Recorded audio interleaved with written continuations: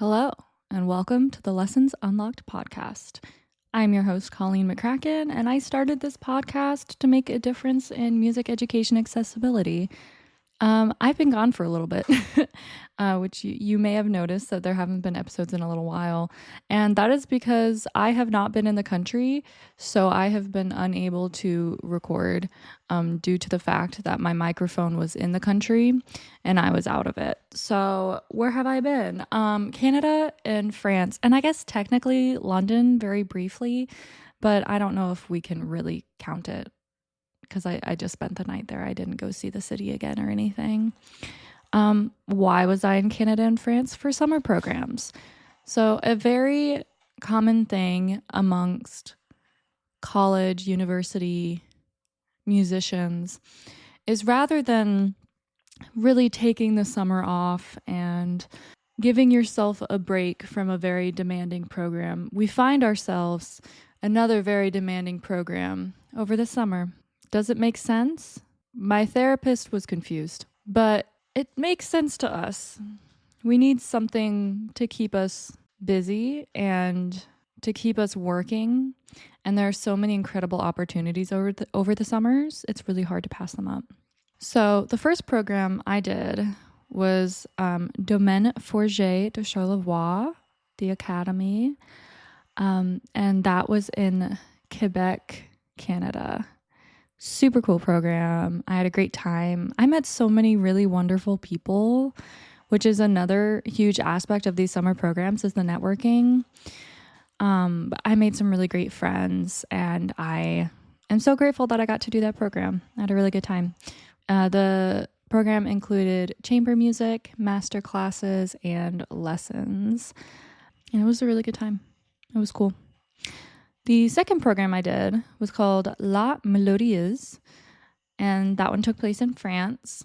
And that was also a lessons masterclass program with a little bit of flute choir added in. And that was something truly special and unique. And I think it's really the first program I've done that's genuinely unlike any others. I got to stay with a host family in France, and I got to spend the days at famous composer Yuko Uébayashi's house and swim in her pool and listen to master classes that were given by her or Carol Winsence. And it was really just incredible.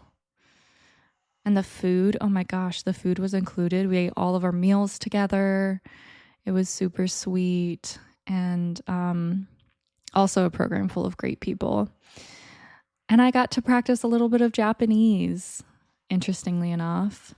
Obviously, I practiced my French, but it's always good to pick up as many languages as you can. But now I am back in the United States, for better or for worse, but for better for this podcast. And I'm excited to pick up the podcast again and get going. We've got some exciting things coming up. I've got some merchandise. So exciting. And if you will be at the National Flute Association convention in Atlanta in just about 2 weeks, you might be getting some merch. So I hope to see you there. All right, let's get into the episode. Our name to know this week is Yuko Uébayashi. Born in Kyoto, Japan, composer Yuko Uébayashi moved to Paris in 1998 and to Luberon in the south of France in 2018. During her first year in France, her concert featuring a selection of her own work and the work of Jean-Michel Damas, held at Salle Gaveau, was hailed by the renowned French composer Pierre Petit in the Figaro newspaper as an enchanting evening. Audiences and critics around the world have praised her work, including the New York Times. The biggest surprise of Yuko Uébayashi's work was its vintage, and the great flutist Jean Ferrandi. For me, her works are gems and a precious gift. Uébayashi's works have been performed and acclaimed in Europe, including Paris, Vienna, Venice, and London, and in the United States, including New York and Pittsburgh, in Asia, including Tokyo, Osaka, Seoul, Beijing, Taipei, and other cities around the world. Her works have been featured on numerous recordings, most notably Four Seasons Flowing on the Lake, works of Jean-Michel Dumas and Yuko Uébayashi, works for flute, Yuko Uébayashi, Crystal Moment, World of Oboe, Paths, and Misericordia. Every summer, Yuko runs 3 sessions of her masterclass program, La Mélodieuse, 2 for flutists and 1 for pianists. I cannot recommend that program enough. If you find yourself in the position to be able to do that, definitely go do it. This week's piece of the week is Yuko Uebayashi's Sonata for flute and piano. This work, written in 2003, is becoming a standard of the flute repertoire, and for good reason. The sonata is made up of 4 movements. It opens with a gentle, emotional, slow introduction, leading into the first movement, Allegro moderato, which shifts between 2 contrasting themes. The second movement, presto, resembles a scherzo, highlighting a lively interplay between playful staccato and flowing legato passages. The third movement has a lyrical, song-like quality characterized by its grace and tranquility. Finally, the fourth movement emerges as a spirited rondo, marked by its lively energy and drive. There is an excellent recording of Jean Ferrandi and Emile Naumov available on YouTube. In the video description, Ferrandi gives us the inside scoop on the project. I first discovered Yuko Uebayashi's music when I heard Shimizu Nobutaka perform her solo piece, The Wind Through the Ruins. I immediately fell in love with her music and approached her, saying, "You don't know me, but I would love for you to write something for me." She was hesitant, of course, but after inviting her to one of my recitals in Paris, where I performed Schubert's Arpeggione, she agreed, and that's how our collaboration began. What started as a sonata eventually turned into several masterpieces: a concerto for flute and string orchestra, Au-delà du temps for 2 flutes and piano, and a flute and cello suite. For the sonata, Yuko was searching for a pianist, and I immediately recommended Emile Naumov, who has a rare ability to reach the deepest pianissimos. Yuko trusted us both to interpret the piece with the freedom it needed while remaining precise with the tempi and dynamics, which were very important to her. What makes Yuko's compositions so special is the way she writes with the performer in mind, like a filmmaker creating a character inspired by a specific actor. Her understanding of a musician's strengths, style, and personality informs every note she writes. I'm honored to have recorded these works with Emile, and to see Yuko's first sonata performed all over the world today is a joy. Yuko is truly a genius. You can feel her heart in every note. This week's organization highlight is the Chicago Flute Club. As stated on their website, the Chicago Flute Club seeks to foster the highest artistic potential of all its members through teaching, listening, and performing. They provide a forum for activities of interest to flutists of all ages and abilities. Their activities are designed to promote, encourage, and nurture appreciation of flute music and technique, as well as provide an opportunity for social interaction among flutists. Some of the activities they offer include recitals and masterclasses with internationally acclaimed artists, biennial flute festivals, workshops and lectures/demonstrations, teachers' exchanges, panel discussions on flute pedagogy, annual student competitions, annual adult competitions, flute choir reading sessions, young performers masterclasses, annual member showcases, and concerts of newly published/commissioned works for flute. If you are near the Chicago area, I encourage you to check out their website. They are welcoming guest artist Jasmine Choi in October, and Jasmine's incredible. You won't want to miss her.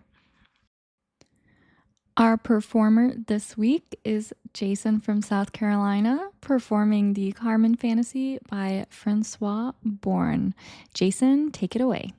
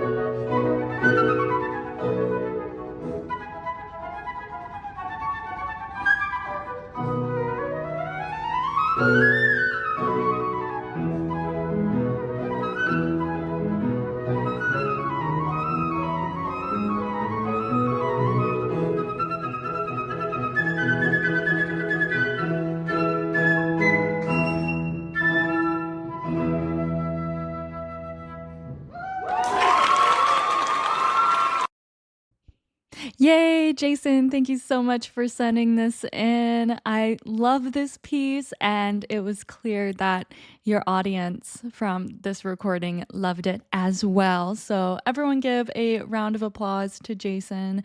Thank you again for sending this in, and let's get into it.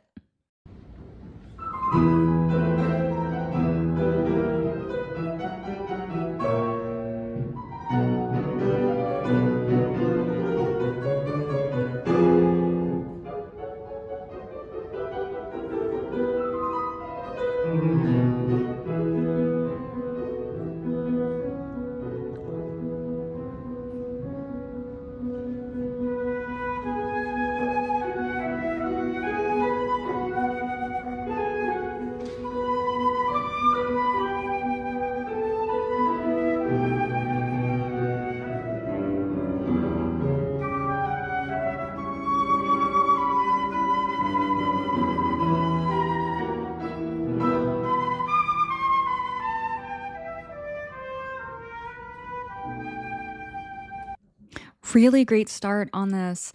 You have a lovely tone, as always.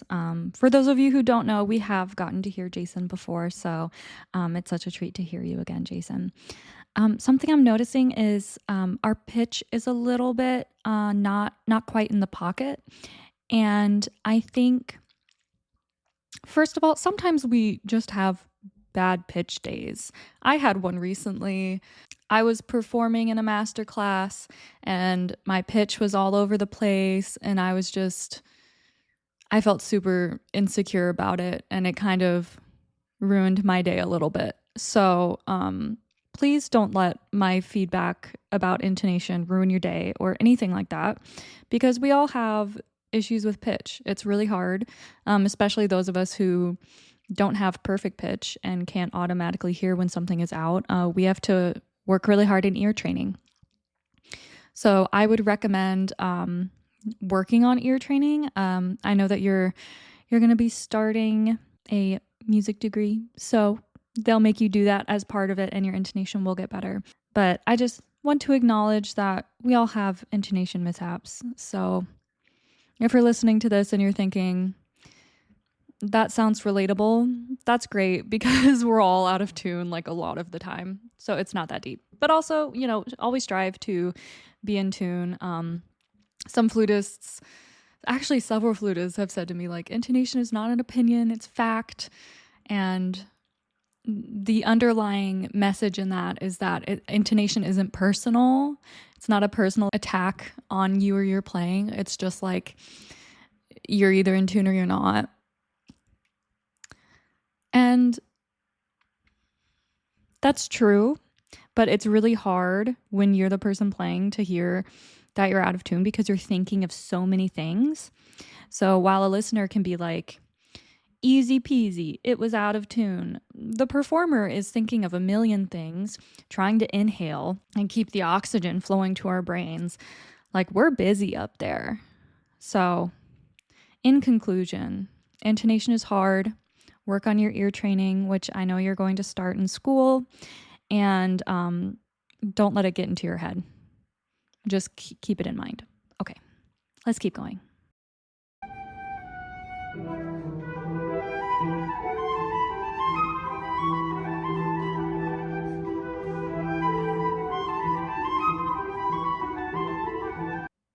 Nice. I think we could do a little more phrasing here. I'm not really sure what the phrases are, where they are.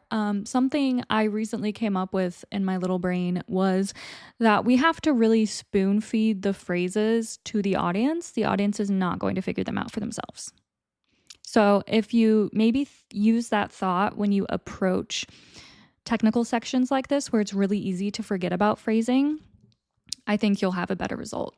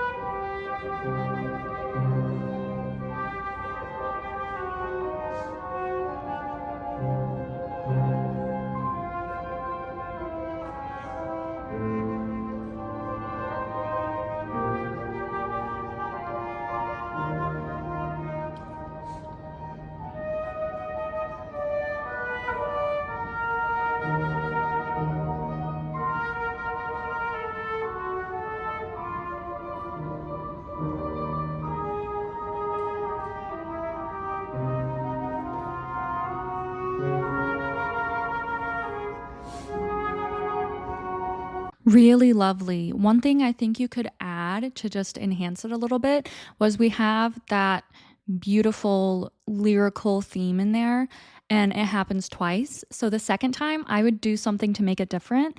And I think that could be a color change. The first time you show us a really resonant, deep sound, which, every flutist loves to show off. But the second time, I think you could show us a little bit more of a gentle, I don't want to necessarily say a paler sound, but a more gentle, lighter sound. I just think it would add a little bit of contrast and keep the audience more engaged.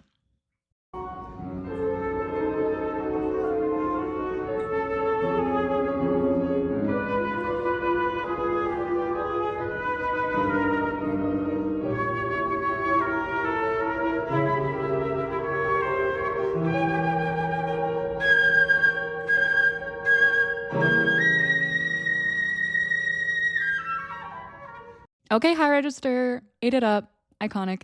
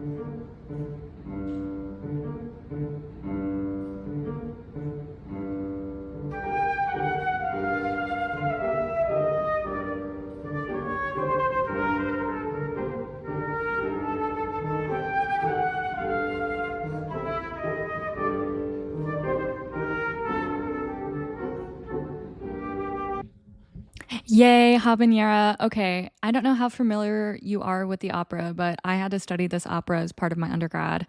So I maybe know too much about it. I don't know. Maybe I actually don't know enough and I'm crazy or something. But something I think that could influence your articulation and your phrasing is by thinking about the words that Carmen is singing here. So she's saying, love is a rebellious bird, but she's saying, l'amour est un oiseau rebelle. And I'm noticing that l'amour est un oiseau rebelle. You're not quite adding enough emphasis on the bell part, that final note of that phrase. And I think it would kind of honor the text a little bit more. And I know that obviously we're musicians who don't sing words. We play the flute. But I think we need to do a little bit more digging on what Carmen is singing and what is emphasized. Because like the word rebelle or rebelle, I don't know how you're supposed to say it when you're in opera land. So if you're an opera person, please comment and inform us. Peace and love to you. L'amore est un oiseau rebelle. I think that's what we need to go for phrase-wise. Okay, that's my spiel.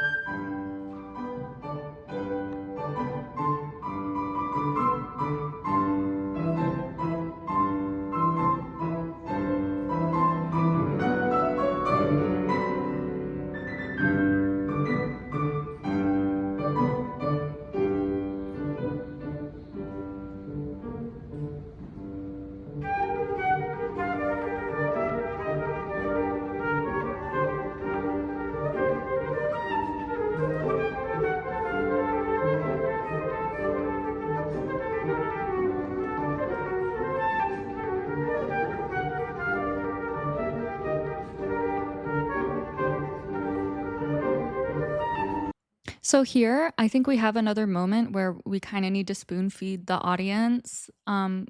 Musicians will very quickly recognize that this is just a variation, but just the general public, based on this performance, may not be able to pick that up. So I think bringing out the notes that outline the main theme more will solidify that for the audience.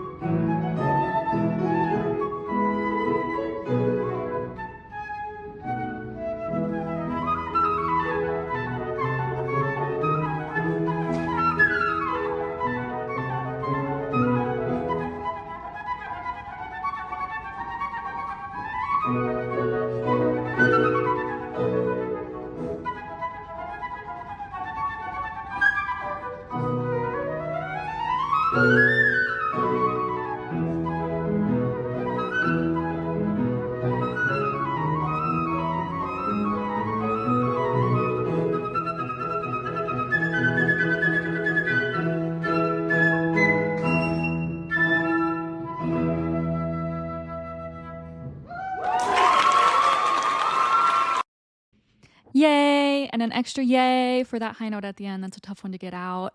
Thank you again for sending this in. I think some more general work on this piece would just be to really dive into the opera to understand each of the quotes in this piece and really, first of all, like which pieces from the opera each quote is from and what's happening in the plot and what is being said. Who's speaking? Whose line are you playing? Are you playing Carmen?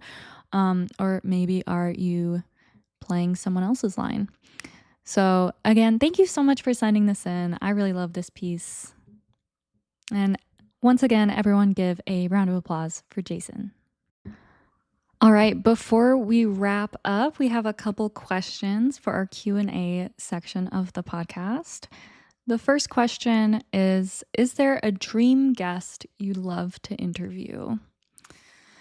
So I'd be really excited to interview anyone because I haven't yet. So really any flute teacher or anyone else who works in music education and maybe has a project for music education accessibility as well. I think I'd love to have a conversation with them. I don't necessarily have one person that I'm like, please come on my podcast yet. But as the podcast grows and evolves, that may be on the horizon.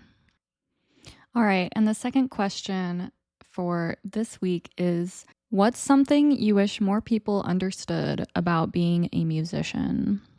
I think it would be really cool if the general public understood how many options there are when it comes to a career in music. You know, I'm constantly asked the question, like, what are you going to do with your music degree? You're a musician, but like, what do you do? And no offense to those people, but I don't think that's the most intelligent question, because what do you mean, what am I going to do? You listen to music every single day. Did you watch a movie recently? I could be playing in that orchestra for the score. I could be in a symphony that performs live every weekend. I could travel the world as a soloist. I could join the military band. I could establish a chamber group and tour the world. I could become an educator. And even becoming an educator has several different facets. And I wish people would think a little bit more about how integral music is to their everyday life, and that people going into music sustains that. Yeah, I just think if people would think critically about careers outside of their own, they would probably open themselves up to more experiences. I mean, who doesn't love to experience the arts? So when someone asks a musician, what are you going to do with your music degree? And the musician says, I'm not really sure, or I don't know. It's not because there aren't options. It's because there are so many options that it can be overwhelming. And it's hard to pick a path and figure out which path is going to be best for you. So there are plenty of jobs in music. There are plenty of ways to have a career in music. I think there's room in music for everyone who wants space. So go into music. Thank you all so much for tuning into this episode of the Lessons Unlocked podcast. A huge thank you to our performer of the day, Jason from South Carolina, and to all of you for continuing to listen, learn, and grow with this community. As you head out into your week, I encourage you to listen to Yuko Uébayashi's Sonata for Flute and Piano. And of course, thank you to all the music educators who are working hard to make music accessible and meaningful to their students. I'll be back next week with more. Until then, happy practicing and bye for now.